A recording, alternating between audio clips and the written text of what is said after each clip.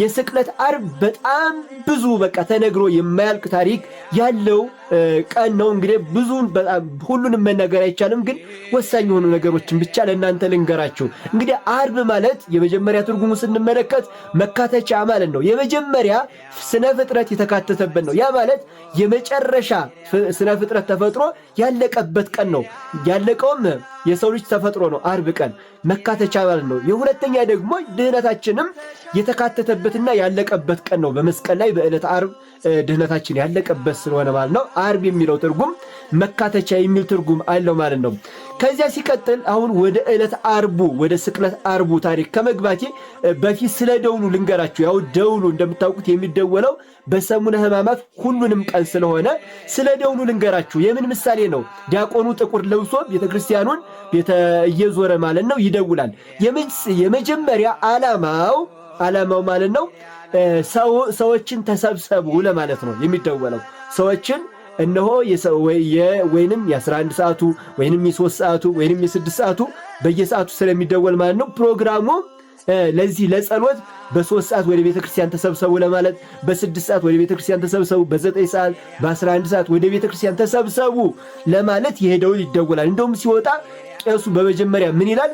ሁሩ በሰላም እግዚአብሔር ያሉ ምስየክሙ ንዑ ወተጋቡ በጊዜ ሰለስቱ በጊዜ ስድስቱ በጊዜ ተሰዓቱ ሰዓተ መዓልት ዘዕለተ እከሌ የቀኑን ስም እየጠራ ማለት ነው። ኑ ተሰብሰቡ ብሎ ካወጀ በኋላ ነው ዲያቆኑ ሊደውል የሚወጣው ማለት ነው። ስለዚህ የዚህ ደውል ዓላማ እኛን ለጸሎት ወደ ቤተክርስቲያን መጥራት ነው የመጀመሪያው። በጣም ጥሩ። ሁለተኛው ታዲያ ምሳሌው ምንድነው ስንል ደግሞ ዲያቆኑ የዮሐንስ ወልደ ነጎድጓድ የዮሐንስ ምሳሌ ነው። እንደዚሁም ደግሞ ምርዋዋ ደግሞ የድንግል ማርያም ምሳሌ ናት። እንደምታውቁት በመስቀል ስር በእግረ መስቀሉ የተገኙት ድንግል ማርያምና ዮሐንስ ናቸው። ታዲያ ነያ እምከና ነዋ ወልድኪ ተብሎ የተሰጠው ዮሐንስ ለድንግል ማርያም፣ እንደዚሁም ድንግል ማርያም ደግሞ ለዮሐንስ ተሰጥተዋል እና ድንግል ማርያምን ያው በመስቀሉ ስር ስታነባ ስታዝን ማለት ነው ወደ ቤቱ የወሰዳት ማን ነው? ዮሐንስ ነው። እና ልክ ዲያቆኑ የቃል አዋዲ ማን ነው? የዮሐንስ ምሳሌ ነው። ቃጭሏ ደግሞ ምንድነው? ምርዋ ደግሞ የድንግል ማርያም ምሳሌ ናት። ዲያቆኑ ምንድነው? ዮሐንስ ድንግል ማርያምን ለመውሰዱ ምሳሌ ነው። እንደዚሁም ክችል የሚለው ድምፁ ደግሞ የድንግል ማርያም የለቅሷ ምሳሌ ነው። እንደውም አባቶቻችን ሲነግሩ ማለት ነው አመታቱ ራሱ ይለያል። የዚያን ቀኑ ክችል የሚል ድምፅ አለው። ምንድነው ይሄ? ልጄ የሚል ድምፅ አይነት ሳውንድ እንዲያወጣ ማለት ነው። ስለዚህ ዲያቆኑ የዮሐንስ ምሳሌ ነው። መረዋው ደግሞ የሚመታው ቃጭል የድንግል ማርያም ምሳሌ ነው። እንደዚሁም ድምፁ ደግሞ የለቅሷ ምሳሌ ነው ማለት ነው። በጣም ጥሩ። ይሄ ከሆነ እንግዲህ በዕለተ ዓርብ በመጀመሪያ እንግዲህ የሌሊቱ እንዳለ ሆኖ በነግህ ላይ እንግዲህ ዲያቆኑ ያው የተለያዩ መዝሙረ ዳዊትና ውዳሴ ማርያም ከተደገመ በኋላ ማለት ነው ግብረ ሕማማቱ እየተነበበ ወንጌል ላይ ሲደርስ ዲያቆኑ እስመ ቆሙ ላዕሌ ሰማዕተ ዓመፃ የሚለው ምስባክ ይሰብካል። እንግዲህ እኛም እየተቀበልን ማለት ነው እንሰግዳለን። ልክ እያዜምን ሁሉ ጭምር የምንሰግደው እንግዲህ ዕለተ ዓርብ ማለት ነው። ከዚያ ደግሞ አራቱ ወንጌላት ይነበባሉ። ከአራቱም ወንጌላት 4 ካህናት ወንጌል ያነባሉ። እነሱም ደግሞ የሚያዜሙት መርገፍ አለ። ለምሳሌ ወጸቢሖ ተማከሩ ሊቃነ ካህናት ይስቅልዎ ለኢየሱስ በቀራንዮ መካን እንደዚህ የመሳሰሉ ማለት ነው። ይሄ እንግዲህ የማቴዎስን ወንጌል የሚያነበው ካህን ነው። ሁሉንም ወንጌላት የሚያነቡ ካህናት እንደዚህ የሚያዜሟቸው ነገር አሉ። እነሱን እያዜሙ እኛ ደግሞ ከነሱ እየተቀበልን እንሰግዳለን ማለት ነው። ከዚያም በኋላ ይሄ እንግዲህ የነግሁ ነው። ነግህ ማለት 1 ሰዓት ያለው ማለት ነው። ከዚያም በኋላ ይሄ ስርዓቱ ካለቀ በኋላ 3 ሰዓት ላይ ደግሞ እንደዚሁ ግብረ ሕማማት ይነበብና ከዚያ 3 ካህናት ጽናውን ማለት ነው በ3 ቄጠማ ይዘው እንደዚህ እየጎተቱ ማለት ነው እየወዘወዙ ጽናውን ማለት ነው ግፍኦሙ እግዚኦ ለለ ይገፉኒ የሚለውን ዜማ ያዜማሉ። ግፍኦሙ እግዚኦ ለለ ይገፉኒ ማለት አቤቱ የሚገፉኝን ግፋቸው ማለት ነው። እና እነዚህ ካህናት ታዲያ ቄጠማውን ይዘው እንደዚህ ጽናውን እየወዘወዙ የሚያዜሙት ለምንድን ነው? ምሳሌው ምንድነው ሲባል አይሁድ ኢየሱስ ክርስቶስን የማንገላታታቸው ምሳሌ ነው። ካህናቱ እየጎተቱ የሚያዜሙት ማለት ነው። ምክንያቱም የመግፋታቸው ግፍኦሙ አይደል ዜማው ራሱ የመግፋታቸው አንዱ ሲስበው አንዱ እንዳዳ ሲስበው እንግዲህ የዚያ ምሳሌ ነው። እንደዚሁ ደግሞ 3 መሆናቸው ደግሞ የቀያፋ የጲላጦስ እንደዚሁም ደግሞ የሄሮድስ ምሳሌ ነው። ከቀያፋ ወደ ጲላጦስ፣ ከጲላጦስ ወደ ሄሮድስ፣ ከሄሮድስ ወደ ጲላጦስ የመመላለሱ ምሳሌና አይሁድ የመግፋታቸው ክርስቶስን የመግፋታቸው ምሳሌ ነው ማለት ነው። በጣም ጥሩ እንግዲህ በዚህም ሰዓት ማለት ነው ዲያቆኑ የሚሰብከው ምስባክ አለ። እሱን እየተቀበለ እንሰግዳለን። እንደዚሁም ደግሞ ካህናቱም ደግሞ ከአራቱም ወንጌላት ወንጌልን ያነባሉ። የነሱም የሚሉት የሚያዜሙት መርገፍ አለ። እሱንም እኛ እየተቀበልን እንሰግዳለን ማለት ነው። ይሄ እንግዲህ በ3 ሰዓት የሚፈጸም ክንውን ነው። በ6 ሰዓት ደግሞ ምን ይከናወናል ሲባል እንግዲህ 6 ሰዓት ኢየሱስ ክርስቶስ እንግዲህ የመጀመሪያ ጠዋት ላይ በጲላጦስ አደባባይ የቆመበት ነው ኢየሱስ ክርስቶስ። 3 ሰዓት ላይ ደግሞ ጲላጦስ ገርፎ ማለት ነው እንዲሰቅሉ የሰጠበት ሰዓት ነው። 6 ሰዓት ላይ ደግሞ ክርስቶስ በመስቀል ላይ የዋለበት ሰዓት ነው እና በዚህ በ6 ሰዓት ታዲያ በቤተ ክርስቲያናችን ምን ይከናወናል ሲባል እንደተለመደው ግብረ ሕማማቱ ይነበብና ከዚያም በኋላ ማለት ነው ካህናቱ ይሸፋፈኑና አምንስቲቲ የሚለውን ዜማ ያዜማሉ። በጣም ጥሩ። ካህናቱ ለምንድን ነው ተሸፋፍነው ጥቁር ልብስ ተሸፋፍነው አምንስቲቲ የሚለውን ዜማ የሚያዜሙት? የምን ምሳሌ ነው? ምሳሌውን ከማየታችን በፊት ግን በመጀመሪያ አምንስቲቲ ትርጉሙ ምንድን ነው? አምንስቲቲ ሙኪሪያ አንቲፋሲሊያሱ፣ አምንስቲቲ ሙአጋያ አንቲፋሲሊያሱ፣ አምንስቲቲ ሙዳሱጣ አንቲፋሲሊያሱ የሚሉ 3 ጊዜ እነዚህ 3 ቃላት የሚዜሙ አሉ። እንግዲህ የመጀመሪያው ስንመለከት አምንስቲቲ ሙኪሪያ አንቲፋሲሊያሱ ማለት ምን ማለት ነው ስንል አምንስቲቲ ማለት አስበን ማለት ነው። ሙኪሪያ ማለት ደግሞ አቤቱ ጌታ ሆይ ማለት ነው። አንቲፋሲሊያሱ ማለት ደግሞ በመንግስት ማለት ነው። ታዲያ እነዚህን ስናገጣጥማቸው ምን የሚል ትርጉም አላቸው ማለት ነው? አቤቱ ጌታ ሆይ በመንግስት አስበን የሚል ትርጉም አላቸው። አምንስቲቲ ሙኪሪያ አንቲፋሲሊያሱ ማለት አቤቱ ጌታ ሆይ በመንግስት አስበን ማለት ነው። ከዚያ ሁለተኛ ላይ ደግሞ አምንስቲቲ ሙአግያ አንቲፋሲሊያሱ የሚል አለ። አምንስቲቲ እንደነገርኳችሁ ነው፣ እንደበፊቱ ነው ትርጉሙ። ሙአግያ ማለት ደግሞ ቅዱስ ማለት ነው። ስለዚህ አምንስቲቲ ሙአግያ አንቲፋሲሊያሱ ማለት አቤቱ ቅዱስ ሆይ በመንግስት አስበን ማለት ነው። ከዚያ ሶስተኛ ደግሞ አምንስቲቲ ሙዳሱጣ አንቲፋሲሊያሱ የሚል አለ። አምንስቲቲ ማለት ያው ነው፣ ትርጉም አይለወጥም፣ አስበን ማለት ነው። ምንድነው?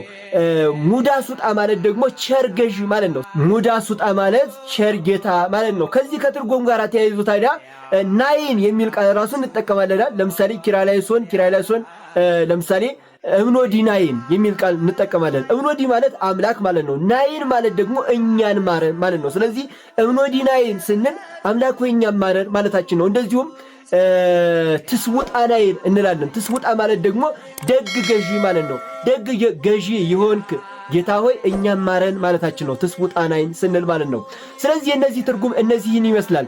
ታዲያ ወደ ቀድሞ ነገራችን እንመለስና ካህናቱ በጥቁር ልብስ ተሸፋፍነው ማለት ነው ለምንድን ነው አምንስቲቲን የሚያዜሙ ሲባል 6 ሰዓት እንግዲህ ክርስቶስ የተሰቀለበትና ዓለም ሁሉ ጨለማ የሆነበት ሰዓት ነው። ከ6 ሰዓት እስከ 9 ሰዓት። እናም ካህናቱ ጥቁር ልብስ የሚሸፋፈኑትም በ6 ሰዓት ክርስቶስ ሲሰቀል ዓለም የመጨለሙን ምሳሌ ለማውሳት ነው። የዚያ ምሳሌ ነው ማለት ነው። ታዲያ በዚህ ሰዓት ማለት ነው ካህናቱ ተሸፋፍነው እያለቀሱ ጭምር ነው ቤተክርስቲያን የምታዘው ማለት ነው አምንስቲቲን የሚያዜሙት።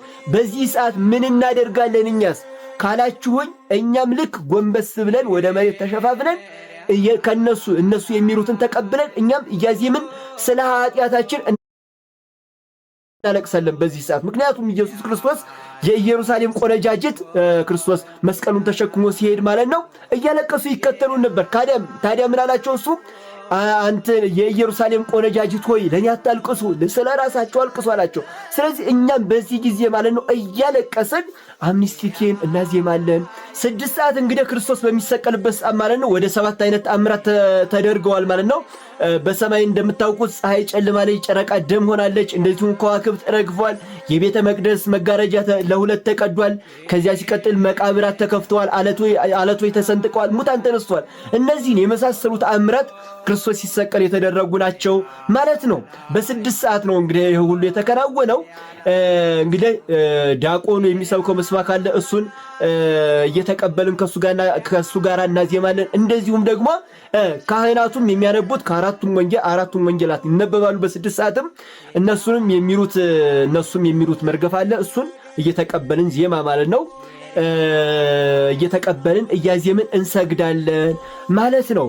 ስለዚህ ካህናቱ ተሸፋፍነው የሚያዜሙበት ምክንያት ተረዳችሁ አይደል? ምሳሌውን በጣም ጥሩ። ከዚያ እንግዲህ 9 ሰዓት ነው። 9 ሰዓት ላይ ቅድስት ነፍሱን ከቅድስት ሥጋው ክርስቶስ የለየበት ሰዓት ነው። ሞትን የቀመሰበት ሰዓት ማለት ነው። ታዲያ በዚህ ጊዜም ደግሞ ኦ ዘጢመ ሞተ በሥጋ የሚል በጣም ታላቅ ዜማ የሚዜማ አለ።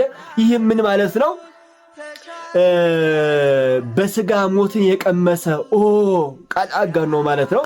በሥጋ ሞትን የቀመሰ ክርስቶስን ለመግለጽ የሚዜም ዜማ አለ ማለት ነው። እሱን እያዜምን እንደዚሁ እንሰግዳለን። ከዚያ እንግዲህ 11 ሰዓት ደግሞ ዮሴፍና ኒቆዲሞስ ከጲላጦስ አስፈቅደው ማለት ነው ሥጋውን አውርዶ የገነዙበት ሰዓት ነው። በዚህ ሰዓትም ታዲያ ካህናቱ ልክ እንደ አስከሬን አይነት የሚደረግ አለ አይደል? እሱን ወደ ቤተ መቅደስ አስገብተው እግዚኦ እያሉ ማለት ነው ስርዓት ይፈጽማሉ ማለት ነው። በጣም ወደ 400 አካባቢ እግዚኦታ የሚደርስበት ሰዓት ነው 11 ሰዓት ማለት ነው። ከዚህም በኋላ እንግዲህ ባጭሩ ነው እንግዲህ እየነገርኳቸው ያለሁትና ትረዱኛላችሁ ብዙ ሰዓት እንዳልፈጅባችሁ ብዬ ነው። ከዚያ ይሄ ሁሉ ስርዓት ከተከናወነ በኋላ እንግዲህ መጨረሻ አካባቢ ዳዊት ይተዛዘላል። መጨረሻ ላይ የሚተዛዘለው ዳዊት ታዲያ ፍካሬ ዘጻድቃን የምትለው ብፁዕ ብእሲ የሚለው ዳዊት ነው። መጨረሻው ደግሞ የፍካሬ መጨረሻ ማለት ነው። ወፍኖቶ ሙሰ ለኃጥአን ትጠፍ የሚል አይደል? በዚህን ጊዜ አንድ ሰው ጧፍ ይይዛል። ከዚያ ልክ ወፍኖቶ ሙሰ ለኃጥአን ትጠፍ ሲል በመቋሚያ ጧፉ ይመታና ይጠፋል ማለት ነው። እንግዲህ ይሄ ምን ምሳሌ ነው ሲባል በትሩ የሙሴ በትር እንደዚሁም የክርስቶስ መስቀል ምሳሌ ነው። ሙሴ በበትሩ ባህሪቷን ሲመታት ማለት ነው በመጀመሪያ ተከፈለና ሕዝበ እስራኤል ተሻገሩ። በሁለተኛ ሲመታት ደግሞ ፈርዖን ከነሰራዊቱ ጠፋባት። የኃጥአን መንገድ ጠፋ ማለት ፈርዖን ከነሰራዊቱ ጠፋ ማለት ነው። እንደዚሁ ደግሞ ዋናው ደግሞ በክርስቶስ መስቀልም ሰይጣናት ጠፉ፣ ድል ተነሱ። ያቺ የኃጥአን ይኖርባት ሲኦል ተበዘበዘች፣ ተማረከች ማለት ነው። ስለዚህ የዚያ ምሳሌ በመቋሚያችን ጧፍ እናጠፋለን ማለት ነው።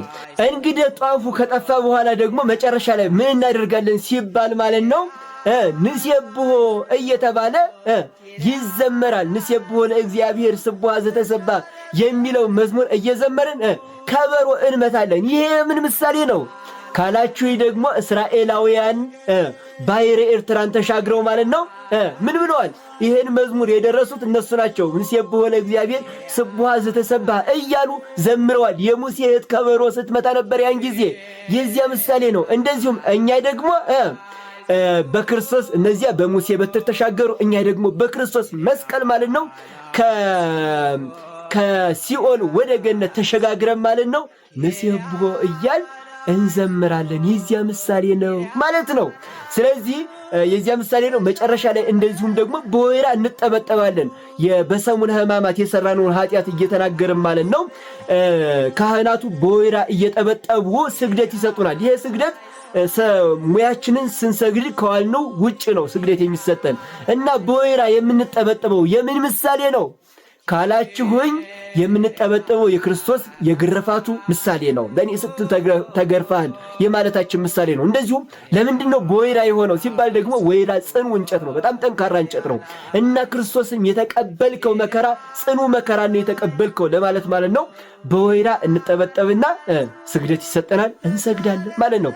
ስለዚህ በዕለት ዓርብ ያሉ ክንውኖች በጣም ነው በጥቂቷ በማንካ ማለት ነው ይሄንን ይመስላል ከብዙ በጥቂቱ።